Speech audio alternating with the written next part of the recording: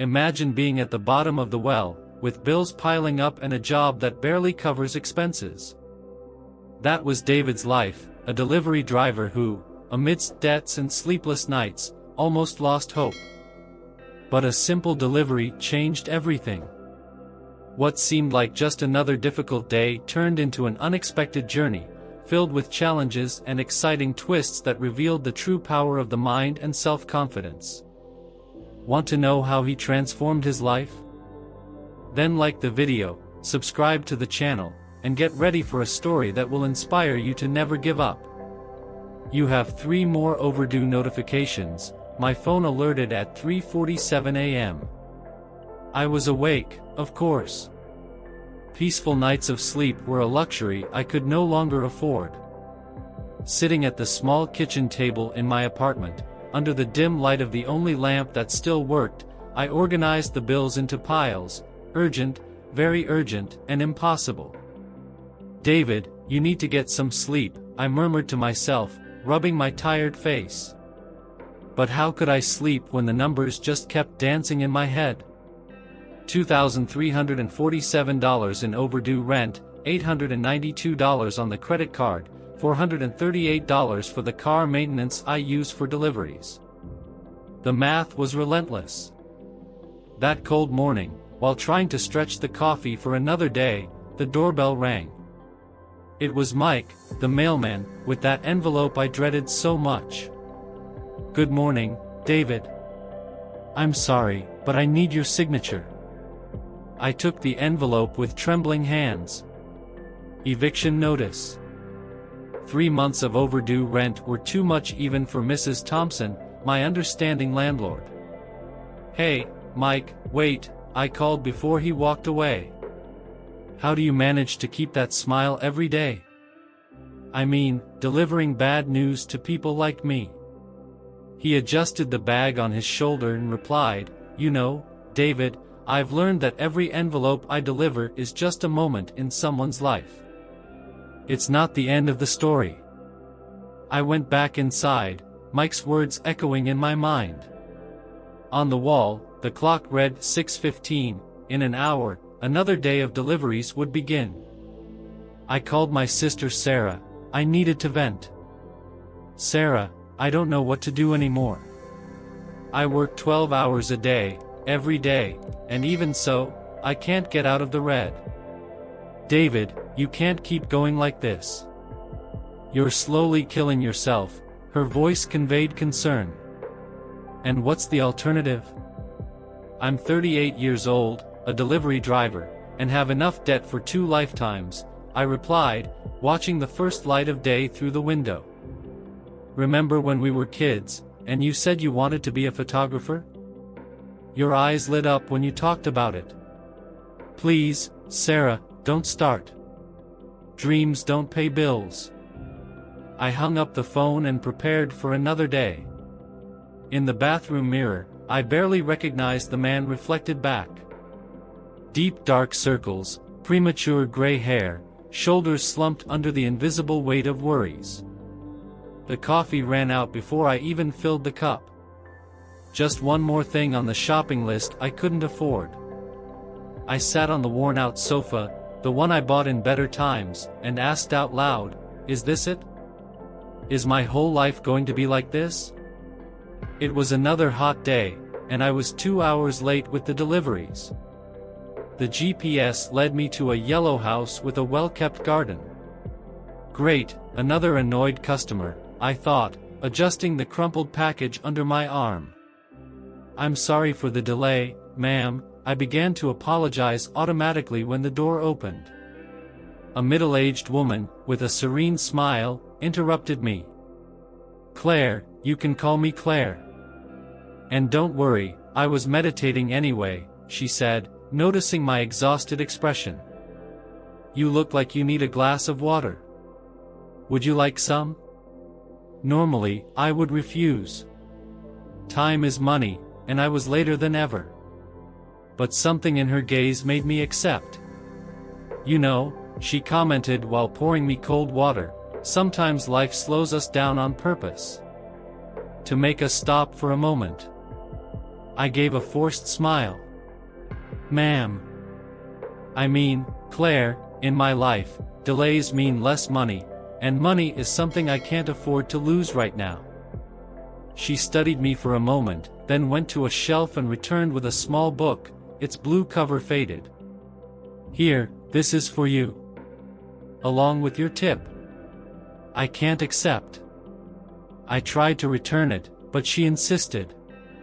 6 months ago, I was broke, going through a divorce, and behind on my mortgage, Claire revealed, her eyes shining.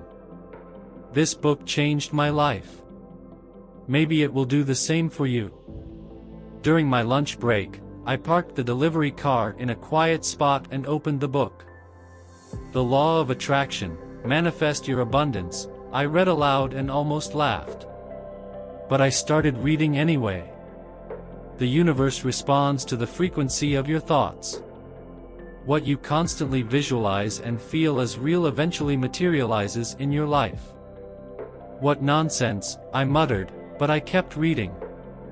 The pages talked about people who transformed their lives through the power of the mind, visualization, and gratitude. My phone vibrated, another overdue notification. Ironically, at that moment I was reading, scarcity is just a state of mind. You can choose to live in abundance starting today. Easier said than done, I grumbled, but I tucked the book into my backpack. Deep down, a small voice whispered, "What do you have to lose?" I looked at the clock, my break had ended 10 minutes ago. More delays, more problems. But for the first time in a long time, I felt something different. It wasn't hope, not yet. It was more like a restless curiosity. What if there was some truth in those pages? I started the car, thinking of Claire's words, "It changed my life." Could it change mine too? I deserve prosperity, I wrote on a yellow piece of paper and stuck it on the fridge. It felt ridiculous, but the book insisted on the importance of affirmations. I opened the empty refrigerator and laughed bitterly. Prosperity? There isn't even milk in here. That morning, the delivery truck decided not to start. Great. Perfect. Exactly what I needed. Take a deep breath and visualize positive solutions, I read aloud from the book. I closed my eyes, trying to concentrate, when my phone rang. "David, where are you?" "We have 12 late deliveries," shouted my supervisor, Mark. "My car won't start, fix it or find another job." I hung up the phone and looked at the phrase on the refrigerator. What a joke, I muttered, crumpling the yellow paper. That night, I tried to follow another piece of advice from the book, write a gratitude journal.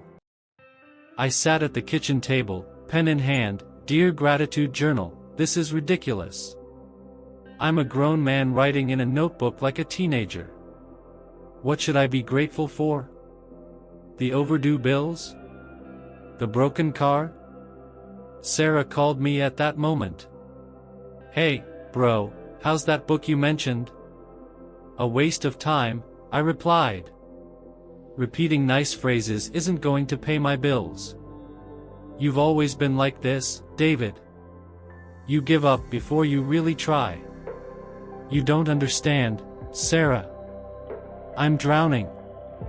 Yesterday, a customer asked me if I was sick because I look so worn out.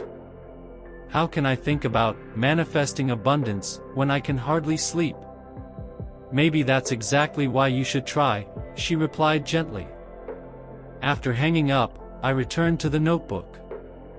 I forced myself to write, "I'm grateful for having a roof over my head."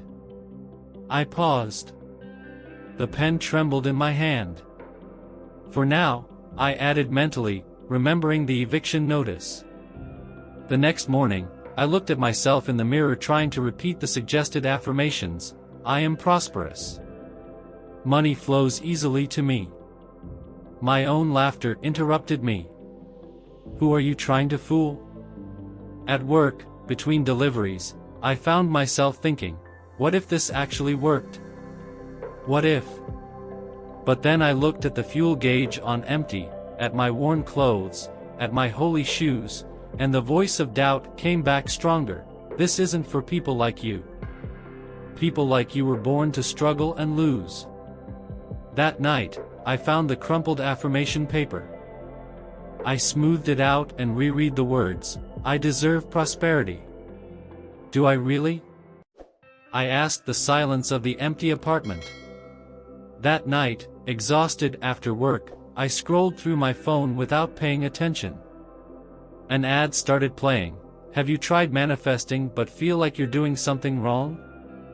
Normally, I would skip the ad, but something made me stop. It was a man in his 50s, Michael Peterson, speaking with a simplicity that caught me off guard. Forget everything you've heard about manifestation.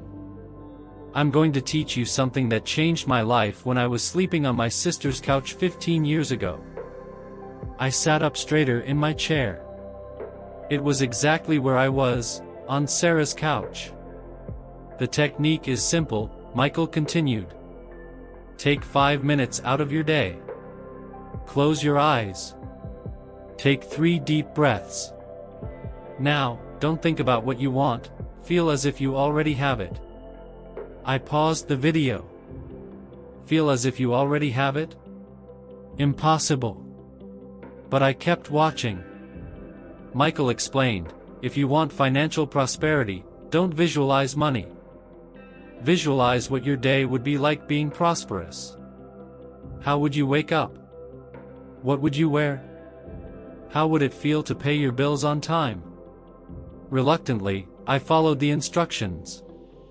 I closed my eyes. Take a deep breath, I heard his voice guiding. Now, you are waking up on a Saturday morning. No alarms. No worries.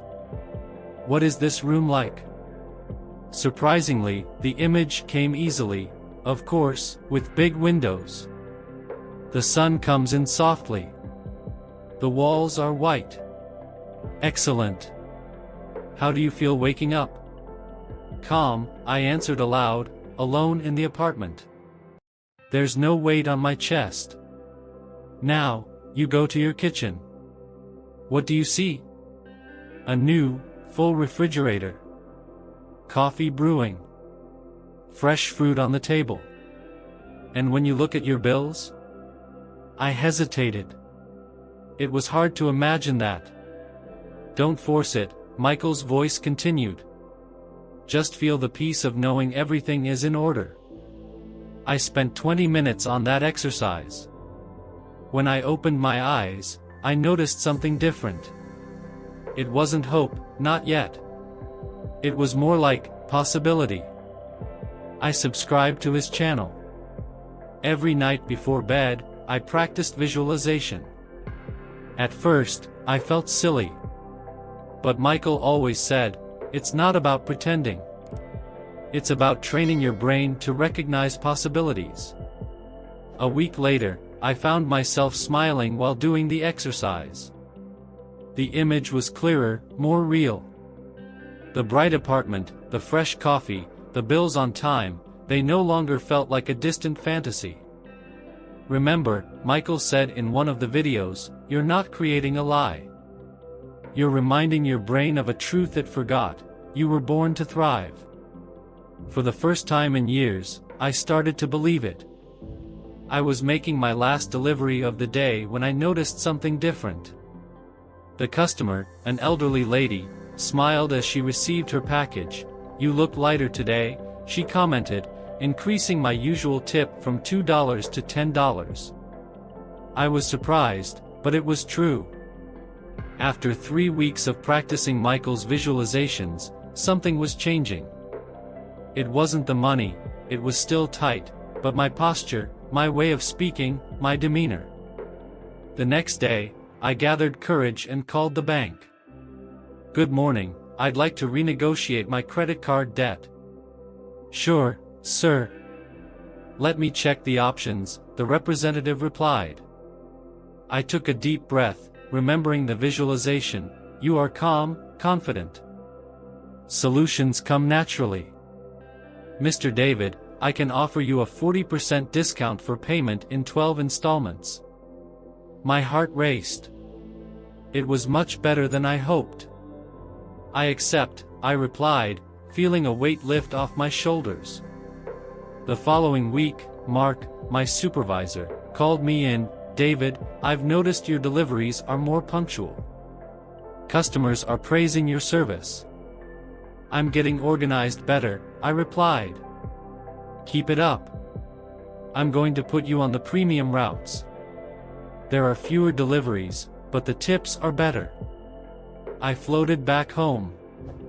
Sarah called that night. Hey, bro. How are the views going? You know what, they're working? Not the way I imagined, but... What do you mean? It's like, things are falling into place. I was able to renegotiate my credit card debt, the tips have increased. That's amazing, David. But the strangest thing is that I feel different. I wake up wanting to work. I smile more at the customers. It's like what? Like I finally believe I deserve good things. By the end of the month, while doing the math, I realized I had a little money left over. For the first time in years, I wasn't in the negative. I sat down to do my nightly visualization, but this time it was different. I was no longer imagining a distant reality, I was recalling small, real victories. In the mirror, I saw a different man. The tired eyes were still there, but there was a new spark in them. Keep going, Michael said in his videos. The first signs are like drops before the rain. Keep your umbrella open. I grabbed my gratitude journal, now filled with real entries, no longer forced. I'm thankful for the debt renegotiation. I'm thankful for the generous tips. I'm thankful for starting to believe. And for the first time, I didn't have to force a smile while writing. It was a Thursday afternoon when I passed by the window of a used electronics store. A semi-professional Canon camera caught my attention. $400. Exactly the amount I had managed to save. Can I see that camera? I asked the seller. Sure. It was serviced last week, he explained, handing over the equipment. I held the camera and closed my eyes for a second, remembering the visualizations.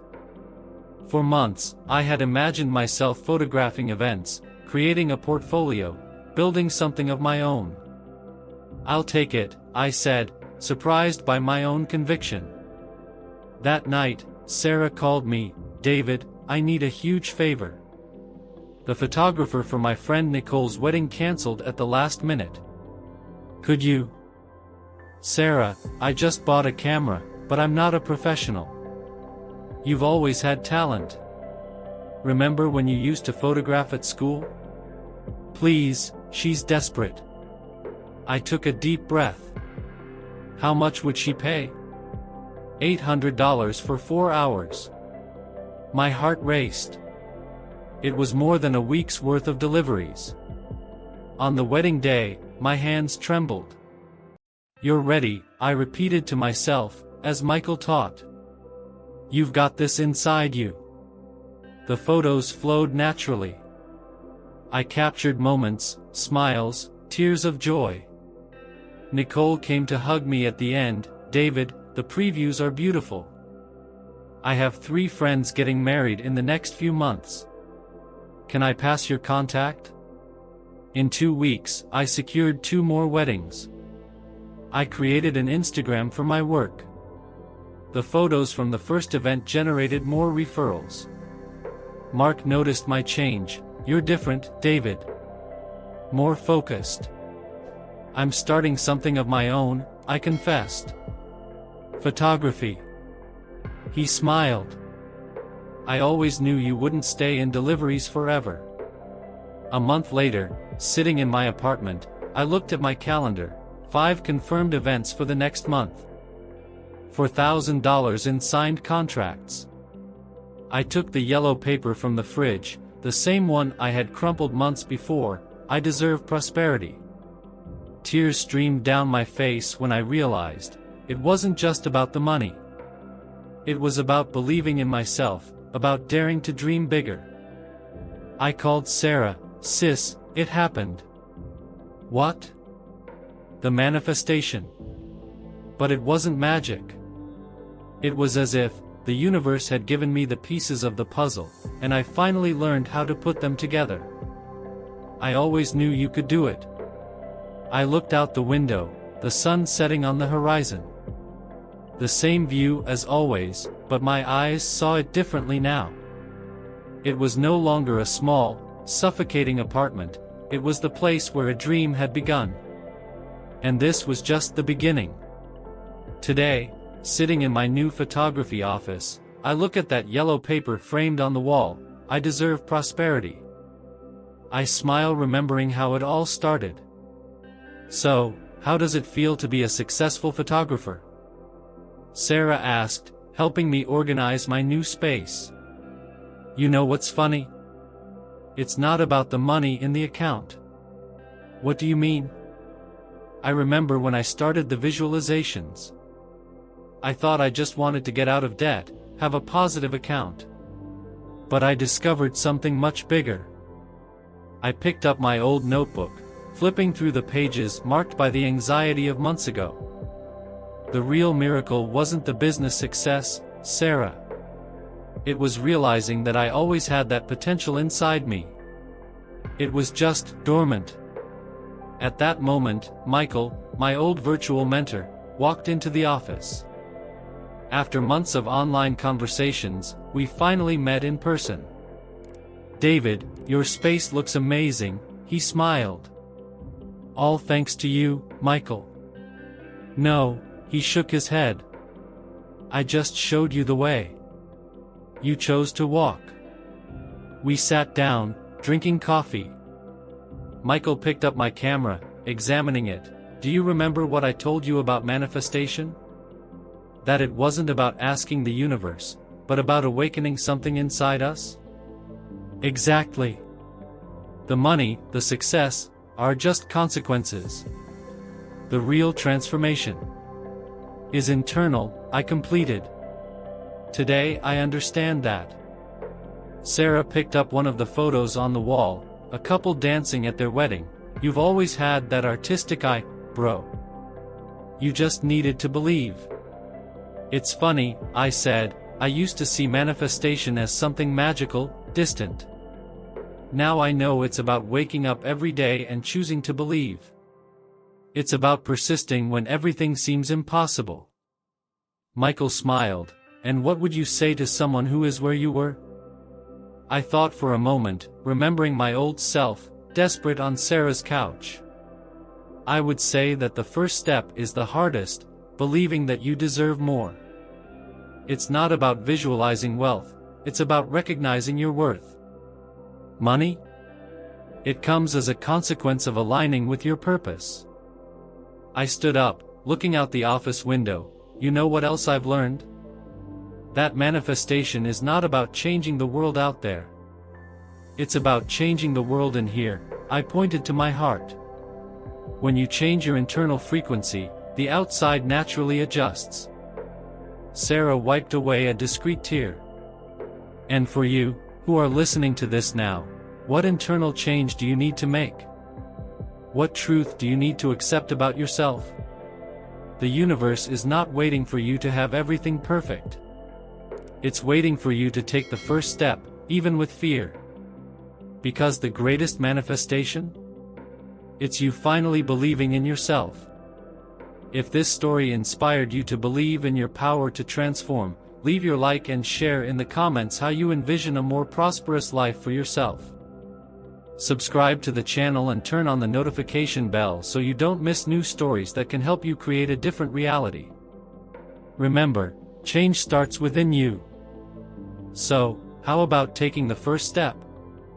Your interaction makes all the difference for us to continue bringing content that inspires and transforms. Until the next video.